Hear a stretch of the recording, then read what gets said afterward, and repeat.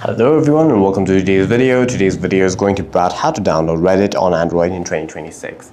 The first thing that you must ensure is that you're connected to a Wi-Fi or mobile data network. If you're connected to a Wi-Fi network, it'll appear in the status bar. If you're connected to a mobile data network, 4G or 5G will appear right next to your network status. The other thing that you must ensure is that head over to settings, scroll down, hit about phone, scroll down again, hit software information, and make sure that your Android version is at least Android 9.0 or higher. This phone's Android version is Android 16, so we're good to go. After that, you can head back over to your app drawers, search bar, and then search for Play Store in the search bar. Tap on Play Store, and then in the search bar of Play Store, you must look for Reddit. Type in Reddit and then hit Go or Enter. Right next to Reddit, you'll see a blue install button, which you must hit. Make sure that you're logged in to your Google account before you try to install any apps. If not, then you'll be prompted to log into your Google account before you try and download any apps.